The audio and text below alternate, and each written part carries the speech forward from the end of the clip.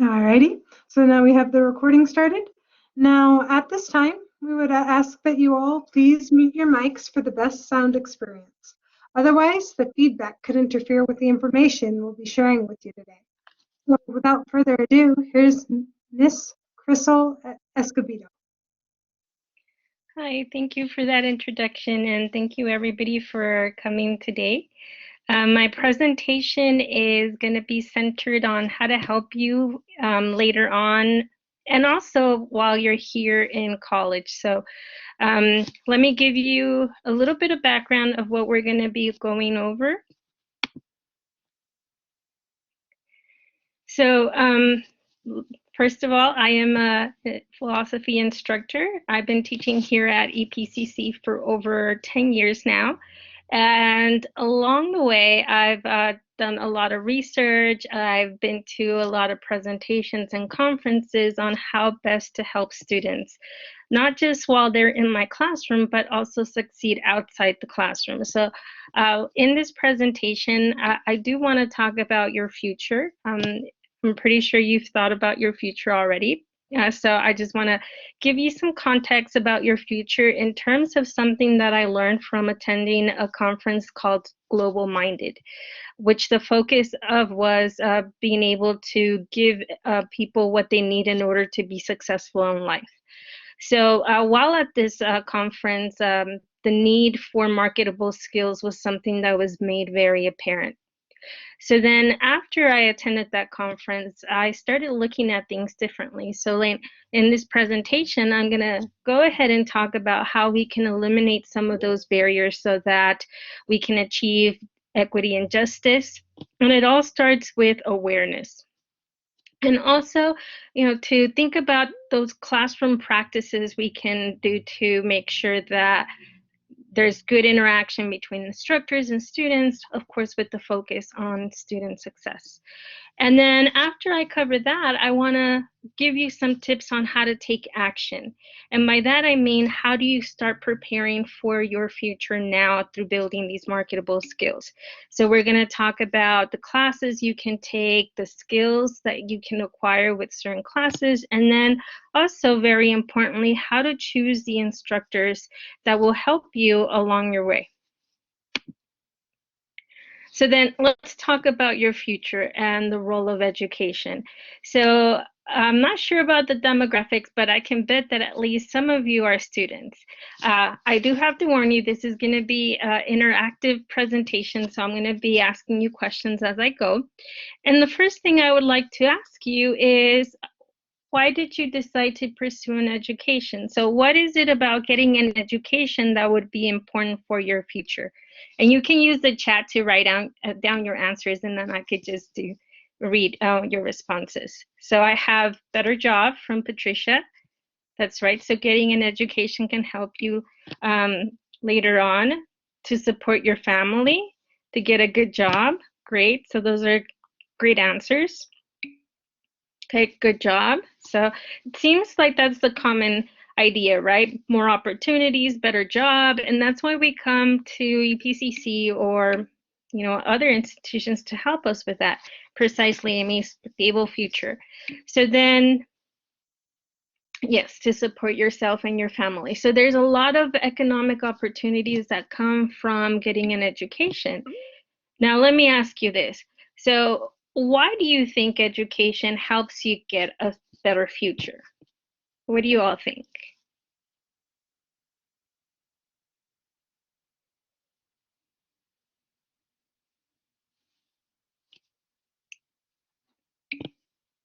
Knowledge, good. So you're knowing more, right?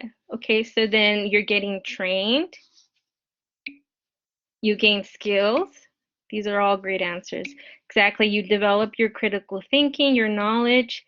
You get experience, right? So better chances. It opens doors, that's right, because people do want employees who have an education. So these are all great answers, right? So you're here to learn, to gain knowledge, to gain skills, and that's not necessarily an easy thing to do. And it could be hard. It could be discouraging at some points, but there's a lot of benefits that come from getting an education.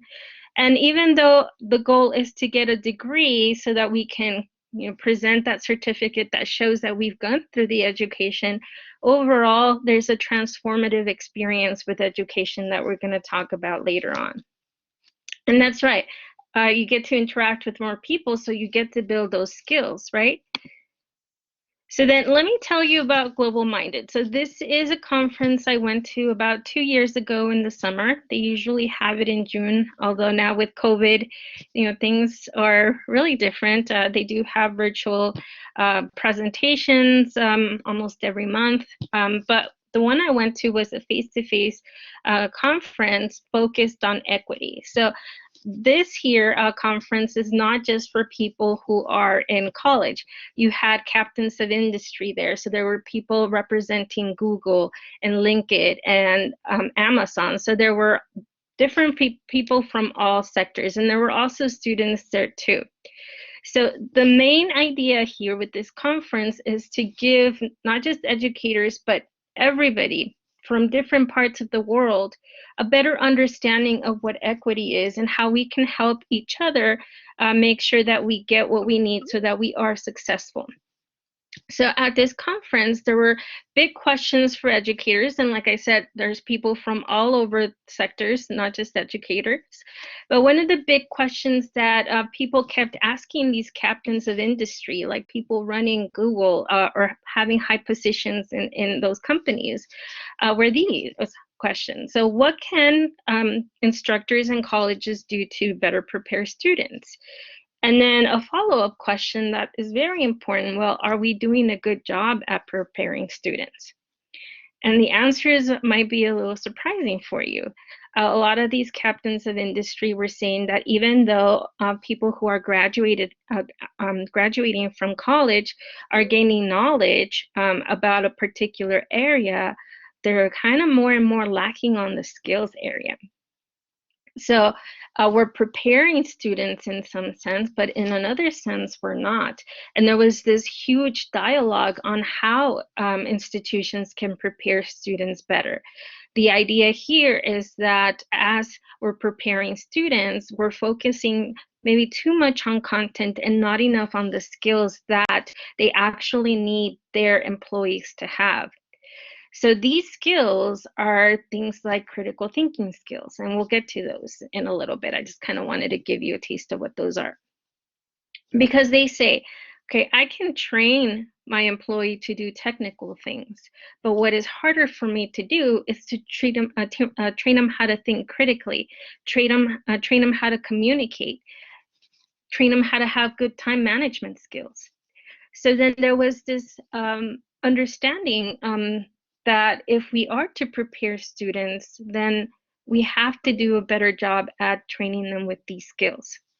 So there were also some big questions for students that arise from this, right? So then the question is, well, what precisely is the role of education, and how can an education prepare you?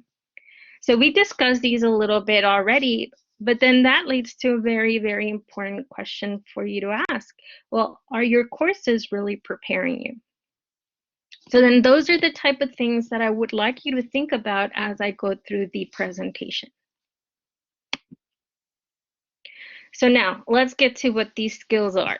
So marketable skills are those skills that are oftentimes connected to something called soft skills.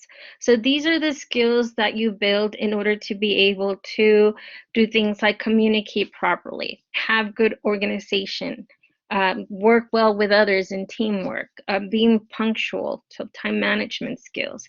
So these are not necessarily the things that you go to a classroom for. I mean, there are some classes like the Education 1300 course that will go ahead and spend more time on what these skills are and how to develop them.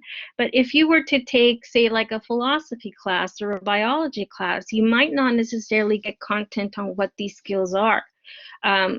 But what you can get is a course that, even though they talk about biology or physics or philosophy, through the interaction you have with your instructor and other classmates, through the assignments that you complete, you can be working at building these skills. So what I have here, and I know it's a little hard to read, is the top 10 most in-demand soft skills that people reported. So look at what some of those are on the top of the list, right? Communication, organization, teamwork, time management, critical thinking, social skills, creativity, interpersonal communication, adaptability, friendly personality. So when employees are looking at resumes, profiles on LinkedIn, for example, what they're looking for are people who have these skills. So now I'm hoping that you're starting to see why it's important to ask that question. Well, are your classes preparing you for these skills as well? As I mentioned, right? We do a great job at teaching content overall. I know there's differences, but the question now is, well, how are we doing when it comes to teaching these skills?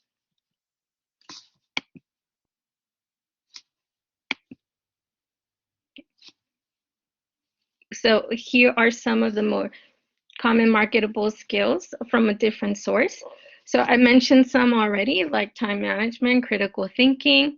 When it comes to critical thinking, we divide that into decision making and problem solving, communication, teamwork. Some of the ones we haven't covered already are digital literacy, initiative and leadership, work ethic, career management, and very importantly, intercultural fluency. So once again, these are the type of skills that employers are looking for. And those are the type of skills that people would like you to have once you graduated. So having a degree is great. Being able to prove through a transcript that you've taken all these different courses is great too. But if you want to have an advantage, then you also have to show that you have these skills. And that could be a very difficult thing to do. So Janice says that critical thinking is very important in marketing skills, and that is true. In various different professions, regardless of what you're interested in. So I mentioned that these captains of industry are saying that even though that's the kind of skills that they would like their employees to have, they say that on average, that's something that is not focused on when students go to the university. And there's a big movement now trying to change that. As a matter of fact, when I went to that conference, I talked to different people who were starting schools specifically teaching these kind of skills. So now let's talk about how we can build those skills and what kind of barriers you might be facing in your education. Okay, so let's talk about achieving success. So there's a lot of data out there, and of course, it depends on what institution you're going to. But overall, we know that there are certain indicators that tell us that there's something going on that for some reason they're not achieving higher levels of success. So these indicators are things like ethnicity, gender, socioeconomic status, age. So these are indicators in the sense that when we look at ethnicity, we see a pattern that those who are coming from underrepresented ethnic backgrounds are actually completing their degrees less than Anglo students. Same thing with gender. Like, for example, females we are seeing are completing their degree less than males in certain areas. Okay, so once you get into the specifics, things change. And because, society is changing, these are changing as we speak. But that's sort of what we know. Same thing with socioeconomic status. So, for example, if you are if you have lower economic income, well, lower income, I should say, then chances of success are more limited. That's what the research shows. But the question is, well, why? Okay. We know that there are individual differences when it comes to our students. We know that they come from various backgrounds, and that's important to know.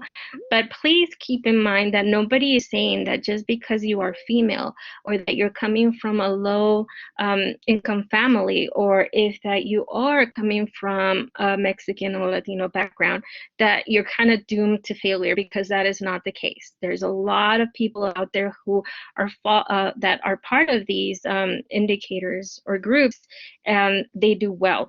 Okay, so that's not what is being said here at all. But we do need to figure out what's going on. And that, of course, involves analyzing who our students are, who you are, and also our education system. So how are we teaching our students? What attitudes and expectations do we have? What are the policies and procedures that are in place? And a lot of this work is being done as we speak. So it's not like this is new, okay? There's a long history of that. And Crystal says that in my class, there's a lot of critical thinking. So it is more difficult than maybe other subjects. Thank you, Crystal, for saying that. And you're right. The way that your instructors teach the course makes a difference. What skills you're being asked to build in the course makes a difference. But we'll get to that. So then what's the goal here? Why is it that we want to make sure that all these different underrepresented background students get a chance to succeed? Well, the idea behind equity is this, that there's an element of justice here. We want to make sure that everybody gets a fair chance at succeeding. Now, fair doesn't mean everybody gets the same thing across the board. Fair is making sure that everybody gets what they need to be successful. And there's the challenge. So I have a graphic to display this. Okay, so look, everybody's different. We have different backgrounds that we're coming from, as indicated by these two students here. And what do you notice about them? What's the difference between them?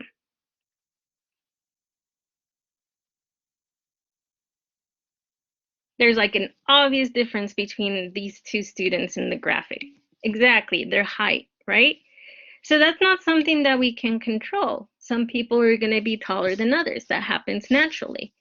Now, imagine if these two students went to an institution that says, well, here are the stools. Everybody gets the same size. But look at the effects, right? What happens with the tall student and what happens with the not so tall student?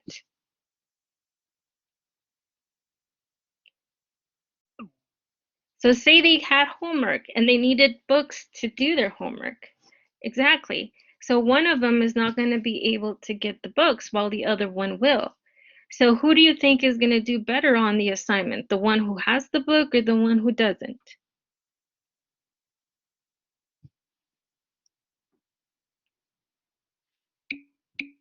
The taller one, yes. The one that does, of course. So then if everybody got the same size of stool, right, it wouldn't end up being fair.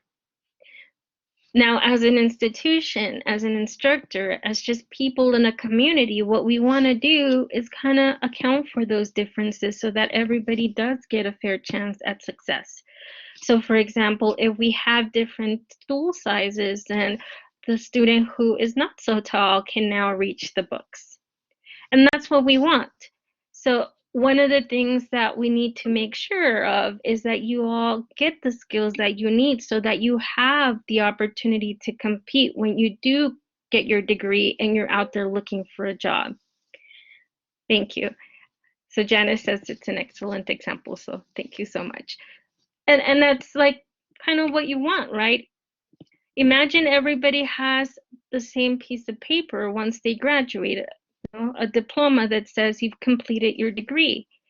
But if the students have different levels of skills, then that kind of says something about that piece of paper, right? That it's not the piece of paper that will give you the resources that you need to be successful. It's actually the skills that will. So we need to make sure that you as students gain those skills So that way, when you do graduate, you have a better opportunity of finding a job. So in other words, our commitment to you as a student shouldn't end the moment that you leave our classes. Okay? It continues so that you are successful. So then, please don't misunderstand. So when I talk about making sure that everybody has what they need, it doesn't mean that you give some people preferential treatment over others, because then that would lead to discrimination, and that's not what we want. Okay, so it's not that people get some preferential treatment while others do not. Okay, it's just making sure we assess the individual differences so we are better prepared to deal with different students, and also so that you get what you need to be successful. And it does not mean lower academic standards, and that's very important. And I want you to think that, because usually as a student, and it happened, to me too, the way that we select our teachers and our courses might not be the best way for us, because what we want in some sense is kind of like, sometimes, I'm not saying all the time, but sometimes what we look for is maybe an easy way to accomplish our goals, but that's going to come with consequences. So then when it comes to equity, it's not about lowering academic standards, because if you just make the class so easy that everybody passes, then that's not really helping you build your skills. So we want to keep academic standards high so that when you go out there and compete with people for jobs, like people that are coming from Yale, people who are coming from Princeton or USCLA or UTEP, it doesn't matter what institution these people went to, but we want to get you at that level so that you have a fair chance. Thank you, Yvette. Okay, so now what is it going to take? Well, first of all, awareness. We need to be aware of our own biases and attitudes that are getting in the way of our success. Okay, so as students, you have that to do. You have to assess what you want, your goals, how you're going to attain those goals, and what will help you attain those goals. And we have to do that as instructors as well. Now, I'm going to focus on just the student assessment part, just because this presentation is mostly for students, but don't feel targeted, because I've given similar presentations to instructors as well. So I kind of do both. So I am going to concentrate on awareness that we must have as students. So for example, there's certain biases, attitudes, and expectations that get in the way of our success. One very common bias that we might have is that maybe because we're at a community college, the material is going to be very easy. And because it's very easy, it should be a piece of cake. But then when we encounter classes that are more difficult or that are more challenging, it's very easy for us to give up because we have that expectation of our courses. But remember, you're here to learn. We covered that, right? You all gave wonderful answers about that. So we're here to learn. So part of being aware of who we are is also looking at our learning styles. You're here to learn. So I think it's sometimes very, very unfair for us to have this expectation that as students, we should come into the classroom already knowing everything. So that when the teacher comes and tells you, okay, this is something that you need to improve on, we kind of like feel sometimes offended because we think, oh, we should already know everything. But that's not the case. You're here to learn. So then that involves, being wrong sometimes, and that's okay. Sometimes we're going to get failing grades, but the important thing is to recognize that there's something you can do to make sure that you improve your grades and that you don't give up. So analyze your learning styles, analyze your skill proficiency, because sometimes there might not be a match. I remember years ago when I developed some tutorials on how to build these skills, marketable skills, I did a survey. I went into a class and I asked students, well, how do you think your critical thinking skills are? How would you rate your communication skills? And they all gave themselves really high values, but then when I asked the teachers to evaluate their students' skills, it was a different story. So we need to be careful with that, right? That sometimes we have really high expectations on what we should be like, that we sometimes forget what our skill level is. And that's not going to help us. We need to understand our skill level so that then we know what to work for. And that's very important. And as an instructor, I believe it is my duty to help you with that. Okay, so then this is something that I kind of already mentioned, right? So how do you become aware of how things are so that you know how to build your skills? First of all, know yourself. So know thyself is something that we use commonly in philosophy. So being a philosophy instructor, I kind of had to. So know yourself. Okay, so what are the things that you're really good at? What are the things that give you difficulties? And if you see that there's something that you have difficulty with, don't give up and say, oh, I'm just not good at it. On the contrary, find the resources that are going to help you get better. Okay. Second of all, and this one is very important, know the course that you're taking, not just in terms of content, but the skills. Don't forget the skills. What kind of skills are being built when you take these courses? And then combined with that is know your instructor, because different instructors have different teaching practices. So even though we're supposed to all be teaching the same content, the way that we teach it is different. Yes, so Janice says that sometimes we don't know you have skills until an instructor points it out to you. Yeah, so the role of an instructor is to guide you, to make you recognize things about yourself. And sometimes they're going to be things that are hard to hear, but always remember that there's ways to work so that way you improve and have a better chance of success. Okay? And then finally, know your institution, because EPCC has a lot of resources and programs to help you. And if you take advantage of those resources, then you would be better prepared. And always remember, because I know that sometimes we say, oh, students do this, and then students say, oh, teachers are like this. But, you know, we want to make a difference. And I think sometimes we forget that we're working together towards a goal, right? And the journey might be complicated. Like, for example, in my picture here, this little worm has to go through a lot to exit that apple. But we can work together to make your success a reality, so that you build your skills again, not just to get you through our classes, because as an instructor, getting my students through classes is easy, but getting them through my classes with the skills that will help them, not just with my course, but other courses, not just at EPCC, but when they transfer to UTEP, for example, that's the challenge.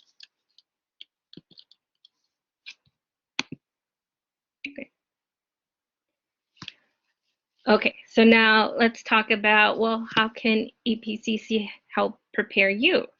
Well, like I said, there's a lot of work being done. I'm not presenting anything new by any means. At EPCC, we're constantly going through training and being asked to evaluate our course design to make sure that our assignments are also targeting skills. So there's curriculum design too, so that tends to be a little bit more technical. But more and more now, we're looking for ways in which we can connect our classes and our degrees to maybe like potential internships, so that you all get that hands-on experience as you're studying. Okay.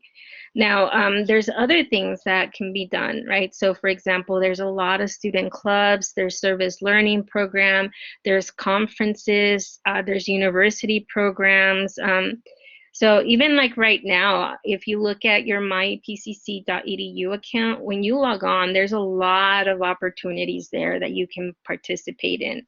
So take advantage of those, because all of those are aimed to help you build those skills. And now let's talk about what you can do as a student. So how can you prepare for your future now? So again, keep in mind that the goal here is to, of course, not just get that piece of paper that says you've completed your associate's degree, or that you get the classes or the credits that you need that say that you are ready to transfer. And that part is big, but remember that here what we want is also help you build the skills so that you are able to find a good paying job once you graduate. And I'm pretty sure I don't have to say this, right? And all of you know that the degree itself is only giving you opportunities to be successful, but it's not a guarantee. So what you want to do is build the skills so that your future success is something that becomes more and more concrete. Okay. So it's important to remember that when you are getting your education, you're completing your courses, there should be some transformative power, meaning that you're coming here not to go out exactly as you came in with just a piece of paper, because then that means you haven't built your skills, but on the contrary, to improve. And that's the transformative power, that through the classes that you're taking, through the struggles and through everything that you're going through, right, you're changing as a person. Your habits are changing, your knowledge is changing, your skill levels are changing. And that's what we want. We want to make sure that when you get your degree, you know, you've built so much more, and that you become a better person, because then that will help you be better prepared for the future.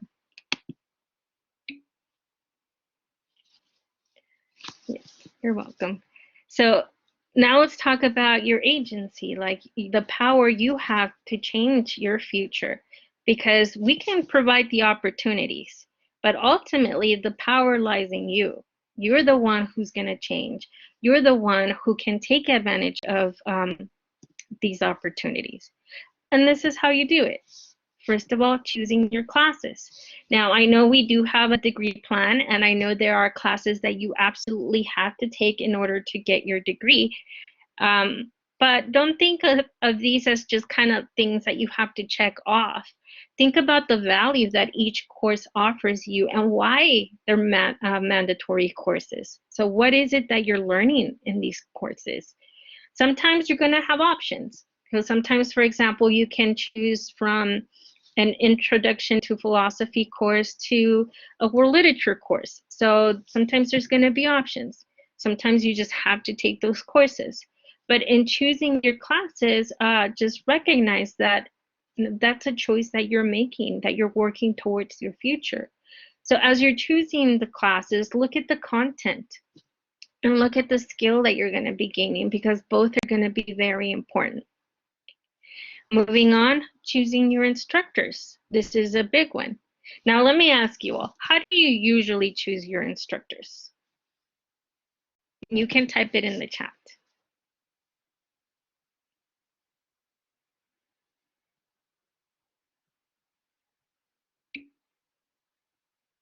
By checking what other people say about them, okay? So you go, talk to friends, maybe look at Rate My Professors. So you look at the word of mouth. What else? Reviews, good. Okay, instructor reviews. Whoever is available for a good time, okay, good. So those are ways in which we all choose our classes. And how they teach, good. So those are ways in which we do choose our classes, word of mouth, getting to know a little bit of more about the instructors and what others think of them. But here's the challenge I would have for you, okay? What about if instead of looking at what other people are saying about the instructor, you get the skills that you need by analyzing the instructor himself, herself, before you even take the class, okay? Because there's a lot you will be able to learn from instructors without even having to take the class. And even though it's good to hear what people are saying about instructors, remember that usually, people will have different opinions about instructors that might not necessarily reflect how the instructor actually is. So here are some tips I have on how to choose instructors. First of all, before the semester begins, as you're looking at Yeah, sometimes they are wrong. So when you are going and looking at the instructors, so you're registering for a class, and I know sometimes time is an issue, so you know, I understand that, but look at the type of options you have. Who are the instructors? And before you sign up for their classes, contact them. Send them an email.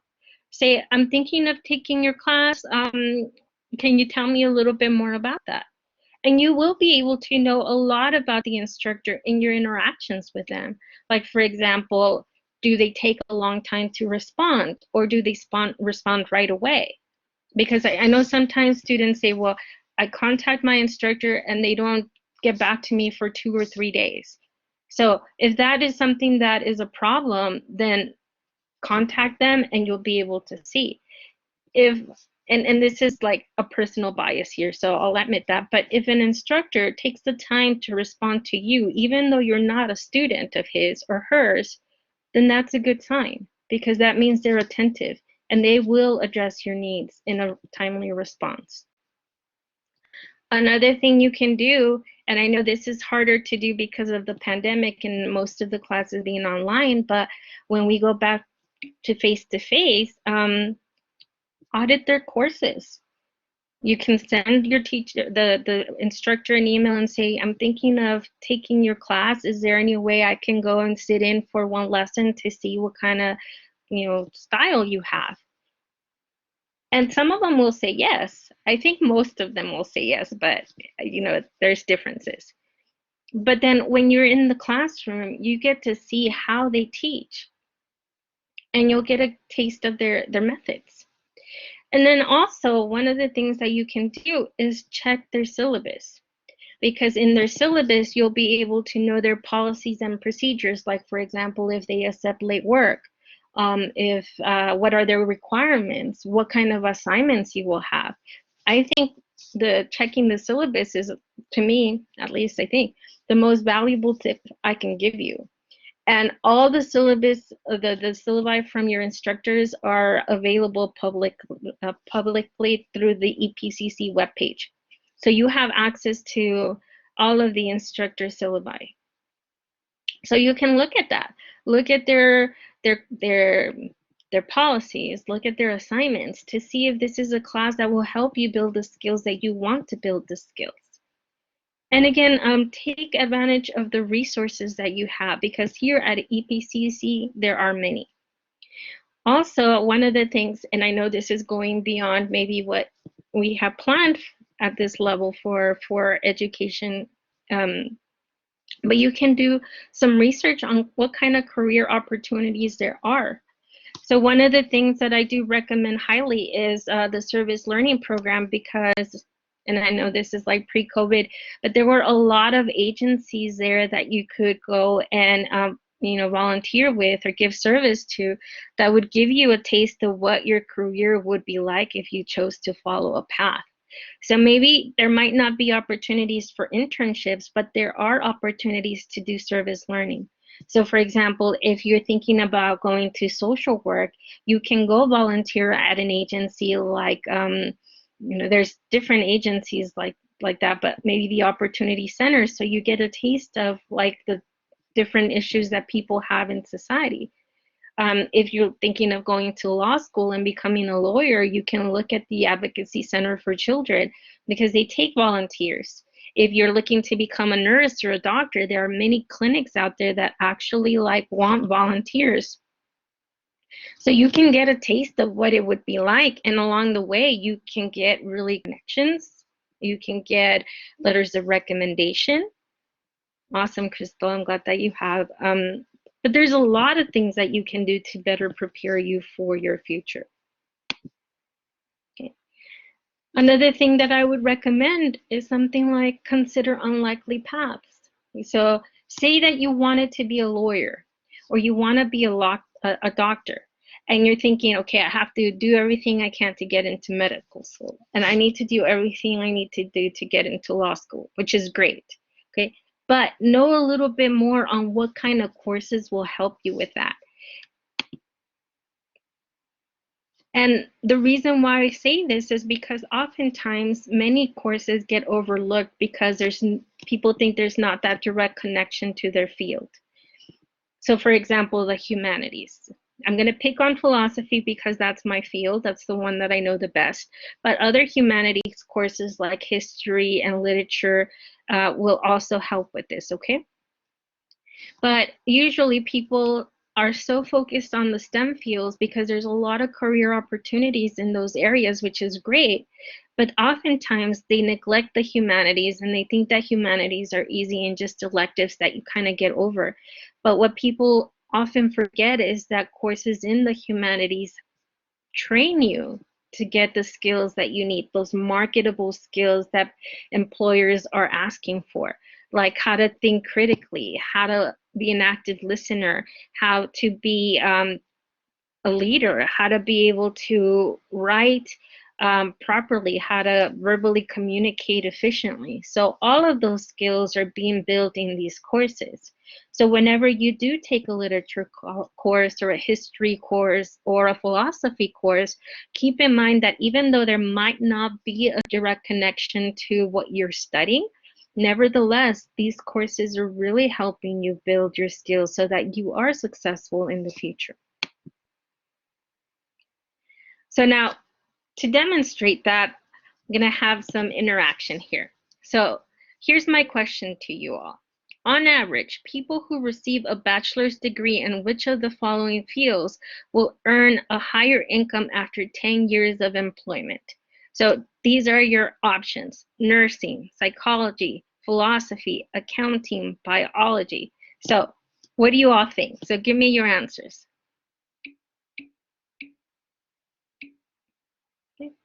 Nursing and accounting, right? Okay. Biology, good. Okay. So based on the answers, there would be a tendency to say nursing, accounting. And let me start in biology too, by saying that there are different subdivisions in these fields. Abel says philosophy, which is right. Okay, so there's differences in these fields. Like not all accounting majors specialize in the same areas. And once we consider specializations, what I'm about to tell you might not necessarily be true, okay? But generally speaking, without going into these specific areas, the ones who actually have a higher income after 10 years of employment are philosophers. And you might be thinking, what? Why philosophy? And the answer is because of the skills that you're building, the skills that will help you, say, move up a corporate ladder. So I'm not saying everybody should become a philosophy major, okay? But consider studying philosophy alongside your other career so that you get a better opportunity. Because take accounting. There's a lot of people who are majoring in accounting, a lot of them. But if you want to be able to have an edge or an opportunity to perform better than all the other people who are majoring in accounting, then take other courses that will supplement what you're learning in accounting. So for example, you can minor in philosophy and major in accounting, so that would give you kind of like the best of both. So here's the data to back that up. So I have, again, just generally the careers, not going into specification. I have here the options that I gave you. I have the starting salaries. So as you can see, philosophy is not one of the highest starting salaries, but after their mid-career salary, look at the difference. Okay. Now, all of these are good paying careers. Well, I think so. But look, the mid-career salary for a person who gets a bachelor's in philosophy is $89,500, which is about $9,000 more than a nursing major. And again, because of the skills. Okay, I'm going to skip this one just because we're running out of time. And I'm going to end with this one. Okay, so what do you all think? Studying philosophy will not help you get accepted into medical school, true or false? And I know this is a weird question because of the not there. Okay, awesome. So I'm thinking that you all are seeing why this is false, right? Because studying philosophy can actually help you get into medical school. And here's some data to back it up. So remember, this is a quote from the Association of American Medical Colleges. Taking courses in the humanities and in the social sciences will help you prepare for the people side of medicine. Another thing is that on average, philosophy majors get high scores on the MCAT. The MCAT is the test that you have to take in order to get into medical school. Okay. And there's a very high acceptance rates for people who studied philosophy alongside their other courses. And I know this is going to be weird, but philosophy majors have a higher acceptance rate than biology majors into medical school. And that's not because, oh, you study philosophy and you know about Socrates and you know about all these philosophers and that makes you smarter. No, it's not about that. It's not about knowing what the philosophers say. Is learning the critical thinking skills that come with studying philosophy. And again, the philosophy majors who apply to medical school have all the background. They've taken the sciences. They've done well on their biology courses. They go ahead and do well on that test that they need to take to get into medical school. So then that's why.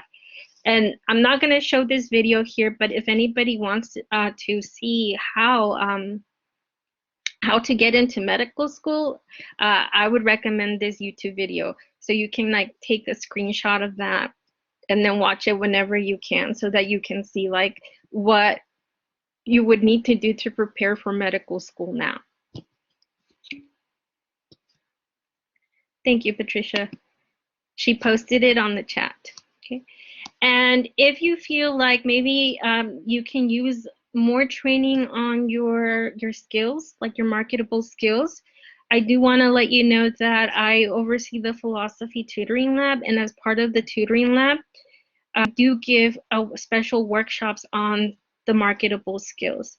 Now, because of COVID and everything being online, I haven't done that. But when we were face to face, every 2 weeks, I would give workshops on critical thinking, sometimes writing, sometimes communication, teamwork. So I would give all these different workshops for students to attend so that they could build those skills. And it didn't matter what you were studying, like if you were taking a history class or a math class, everybody would be welcome to attend. And my goal is that once we go back to face, I can give these workshops again. But if you are interested in just getting like a PowerPoint presentation with a lot of information on what these skills are, you can always send me a message or an email, and then I can give you that information. So this is my information. So that's my email address. And again, if you want, if you are interested in a particular skill, then just send me an email and I can go ahead and give you the presentation that I created with other instructors on how to build those teamwork skills or those communication skills. And I don't know if we have time for questions, but we have like 2 minutes. But does anybody have any questions? Thank you, Janice. Thank you. Well, thank you so much for coming here. And I would really like to thank Lucia Rodriguez. She's the Director of Student Success, because she was actually the one who encouraged and made it possible for me to go to that Global Minded conference. So if you have any questions about that conference too, just let me know. As a student, you can attend, and it's a great way to network because they have representatives from all these different companies that you can take your resume to, and it's a really great conference. So thank you all for attending. I hope you have a great day. Thank you, Ms. Escobedo. I think that was actually quite wonderful. I'm really interested in finding out more about the marketable skills, and I'm kind of excited. I might take a philosophy class now. I'm not gonna lie, but thank you so much. You're welcome. I'm glad to hear that. We appreciate you. Everybody, if you'd like, go ahead and give Miss Escobedo an emoji round of applause in the chat. And while you do that, I'll go ahead and share the events for the rest of the week. Thank you so much, everybody. Take care. So today we had our Thinking About the Future, Building Marketable Skills Now. And then on Friday at 1 o'clock, we will be having Career Day, where they will be sharing about the biological sciences and the culinary arts. So if those are majors you want to go for or fields you want to be in, I definitely recommend you check it out. And then at 3 o'clock on Friday, we will be going over the review for exam 3. And it'll be a question and answer session with the instructors. Mr. Azasi, Mr. Carazales, and Ms. Shuka are always there, and so come and join us. And then, of course, next Wednesday, we're going to have Prep to Rank, Nursing and Health Programs, TSI, and TEAS testing. And so, just like Mrs. Capito said today, reach out for your resources and know your college. So if you need those resources, come and see us. Thank you very much for attending. Y'all have been a wonderful audience, and I hope you have a wonderful day.